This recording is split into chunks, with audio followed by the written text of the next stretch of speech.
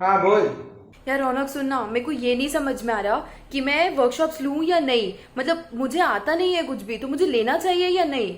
अरे कुछ नहीं आता है इसीलिए तो वर्कशॉप्स लेंगे, तो इतनी क्या टेंशन ले रही है इसमें। बट यार वो 2 दिन की वर्कशॉप है, मुझे बेसिक भी नहीं आता है, तो 2 दिन में वो मुझे क्या ही सिखा लेंगे।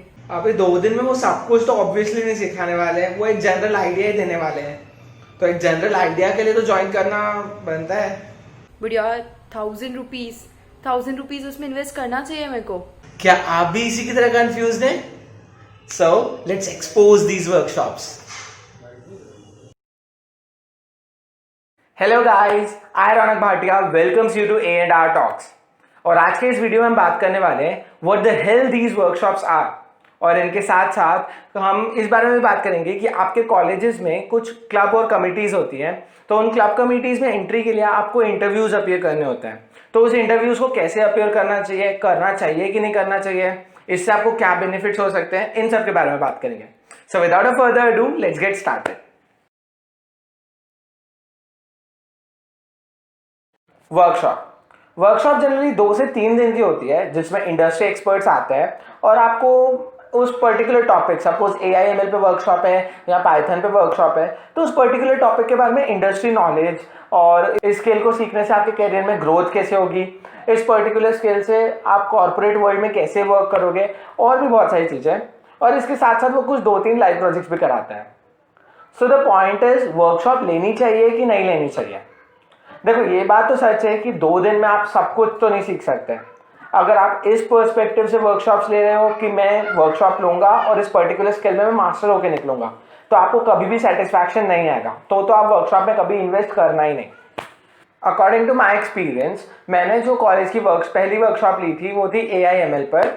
और बट वो वर्कशॉप मुझे फ्रूटफुल इसलिए नहीं लगी थी क्योंकि उस पॉइंट पर मुझे प्रोग्रामिंग लैंग्वेज बिल्कुल नहीं आती थी। मैं CS बैकग्राउंड से था ही नहीं, 11th-12th में मेरा फिजिकल एजुकेशन था, तो प्रोग्रामिंग लैंग्वेज मेरे लिए टोटली न्यू थी। तो जो भी वो पाइथन के कॉन्सेप्ट्स बता रहे थे, वो सब कॉन्सेप्ट्स ग्रैब करना मेरे लिए बहुत हैवी हो गया था। मैंने फर्स्ट डे मुझे इतना हेक्टिक लग रहा था कि मैं नेक्स्ट डे गया ही नहीं, मैंने एक भी प्रोजेक्ट्स उसके किए नहीं थे। लेकिन ग्रेजुअली मैंने 1-2 वर्कशॉप्स और ली, और ईयर एंड में मैंने हमारे कॉलेज के रोबोटिक्स क्लब ने एक वर्कशॉप ऑर्गेनाइज कराई थी, जिसमें हमने ऑटोनॉमस बॉट्स बनाए थे। तब तक मैंने C++ सीख ली थी, और आर्डिनो की कोडिंग में भी एम्बेडेड C++ यूज होती है। तो जब भी वो कुछ कॉन्सेप्ट्स बता रहे थे, I was able to relate, क्योंकि मैंने C++ सीख ली थी। तो मेरे लिए ईजी हो गया था वो सब समझना। और मैंने फिर नेक्स्ट डे जो उन्होंने प्रोजेक्ट्स कराए थे अपने ग्रुप के साथ मिलकर, उनकी हेल्प से वो प्रोजेक्ट्स भी किए। तो वो वर्कशॉप मुझे बहुत फ्रूटफुल लगी। तो अगर मैं अपने फर्स्ट वर्कशॉप से कंक्लूजन निकाल लेता कि नहीं यार, वर्कशॉप्स तो टोटली वेस्ट होती हैं, फालतू मनी इन्वेस्ट नहीं करना चाहिए, कुछ सीखने को तो मिलता नहीं है, 2 दिन में क्या ही सीख लेंगे, तो ऐसा नहीं है। वर्कशॉप आपके लिए तब फ्रूटफुल होगी जिस पर्टिकुलर टॉपिक की आप वर्कशॉप ले रहे हो, उसके जो प्री रिक्विजिट्स हैं उसके बारे में आपको थोड़ा नॉलेज होना चाहिए। भले ही वो बोलेंगे नो प्री रिक्विजिट्स रिक्वायर्ड, सब कुछ स्क्रैच से बताएंगे, लेकिन 2 दिन में आप इतना सारा डेटा अपने दिमाग में लेते जाओगे, तो इतना सारी चीज़ें आपका माइंड प्रोसेस भी तो कर पाए। तो तभी जो भी पर्टिकुलर टॉपिक पे आप वर्कशॉप ले रहे हो, पर्टिकुलर स्किल, जिस भी स्किल पे वर्कशॉप हो रही है, तो उसके जो प्री रिक्विजिट्स है उसके बारे में आपको थोड़ा बेसिक नॉलेज तो होना ही चाहिए। नहीं तो वो 2 दिन इतने हेक्टिक पड़ जाते हैं ना, 2 या 3 दिन, कि आपको कुछ नहीं समझ आएगा, और आप and you will end up wasting money on workshops. So according to me, workshops लेनी चाहिए। हर किसी के डिफरेंट एक्सपीरियंसेस भी हो सकते हैं, बट एक आधी वर्कशॉप लेके खुद तो एक्सपीरियंस करना ही चाहिए। और एक टिप मैं देना चाहूँगा, क्योंकि अभी कोरोना के कारण लेट अक्टूबर नवंबर तक तो कॉलेज स्टार्ट हो नहीं रहा है। सो आप लोगों के पास बहुत सारे टाइम है जिसमें आप प्रोग्रामिंग लैंग्वेजेस सीख सकते हो। ये प्रोग्रामिंग लैंग्वेजेस आपको बहुत काम आएंगी, भले ही आप CSIT बैकग्राउंड से हो कि नहीं हो, CSIT ब्रांच है कि नहीं, कोर से हो नॉन कोर से हो, डजेंट मैटर। आपको ये प्रोग्रामिंग लैंग्वेजेस काम तो आएंगी, नहीं भी तो फर्स्ट सेमेस्टर में तो सब्जेक्ट रहेगा ही। सो इन्हें सीखना स्टार्ट करो, टाइम वेस्ट मत करो, और लॉकडाउन को ऐसा opportunity low. Now let's talk a little about clubs and committees. आपके कॉलेजेस में क्लब्स और कमिटीज होंगी, और उनमें एंट्री के लिए आपको इंटरव्यूज अपीयर करने होंगे। मोस्टली स्टूडेंट्स इंटरव्यूज ही नहीं अपीयर करते हैं।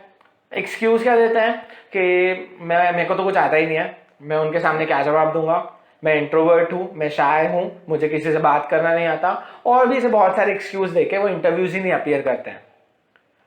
उधर सीनियर्स आपसे ये थोड़ी पूछ रहे हैं कि आपको क्या आता है, वो थोड़ी देखते हैं कि आपको कितना आता है, वो ये देखते हैं कि आप कितना कॉन्फिडेंटली रिप्लाई कर पा रहे हो, जो आपका थॉट प्रोसेस चल रहा है उसे आप एक्सप्रेस कर पा रहे हो कि नहीं कर पा रहे हो, वो ये देखते हैं। अगर आप किसी क्लब और कमेटी के पार्ट हो तो उस क्लब और कमेटी के जितने भी इवेंट्स होते हैं तो वो इवेंट्स एक प्लानिंग के साथ होते हैं, एक सिस्टमैटिक प्रोसीजर होता है, हर चीज प्लान्ड होती है। तो अगर आप क्लब कमेटी के पार्ट बनते हो तो आपको एक सिस्टमैटिक प्रोसीजर से काम करना आता है, आप इतने सारे लोगों के साथ काम करते हो, टीम वर्क सीखते हो, और इतनी सारी मीटिंग्स होती हैं, उन मीटिंग्स में आपको अपना ओपिनियन शेयर करने को मिलता है, तो आप इतने क्राउड के सामने बोलोगे तो आपका कॉन्फिडेंस बूस्ट होता है। और इतने सारे लोग मिलते हैं, सीनियर्स, डिफरेंट डिफरेंट ब्रांचेस के सीनियर्स मिलेंगे, डिफरेंट ब्रांचेस के आपके क्लासमेट्स मिलेंगे, उन सब के साथ आप इंटरेक्ट करते हो, डिफरेंट माइंडसेट से इंटरेक्ट करते हो, रिजेक्शंस फेस करते हो, क्योंकि आज तक क्या हुआ रहता है, 12th क्लास तक हम कभी भी रिजेक्शन फेस नहीं किए होते हैं। हम जनरली क्या होता है, जो चीज़ की उसमें पास, ऐसा नहीं होता है कि हमें किसी ने रिजेक्ट किया। मैंने ही 4 या 5 इंटरव्यूज दिए थे, उसमें से मैं सिर्फ 2 में सिलेक्ट हुआ। तो रिजेक्शन फेस करते हो, फिर आप उससे एनालाइज करते हो कि मैंने क्या गलती की थी, ये लोगों का हुआ पर क्यों हुआ, मेरा क्यों नहीं हुआ, ऐसा। इन सब चीज़ें से इन सब एनालिसिस से आपको सीखने को मिलता है, आपका कॉन्फिडेंस बूस्ट होता है।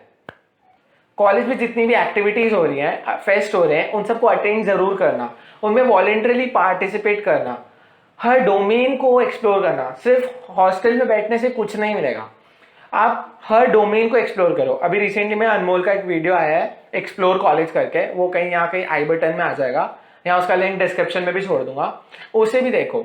हर डोमेन को एक्सप्लोर करो, क्योंकि कॉलेज में आप एक्सप्लोर कर नहीं आए हो, हर चीज को ट्राई करो, सीखो, देखो कि ये मेरे लिए है कि नहीं, मैं इसके लिए फिट हूँ कि नहीं, इससे मुझे करियर बनाना है कि नहीं बनाना है, अपनी पर्सनालिटी डेवलप करो। So guys, that was my experience. हर किसी के ओपिनियंस डिफर कर सकते हैं। Write down your opinion in the comment section, और अगर ये वीडियो अच्छी लगी हो तो इसे लाइक और अपने फ्रेंड्स के साथ शेयर जरूर करना, and do not forget to subscribe to our channel.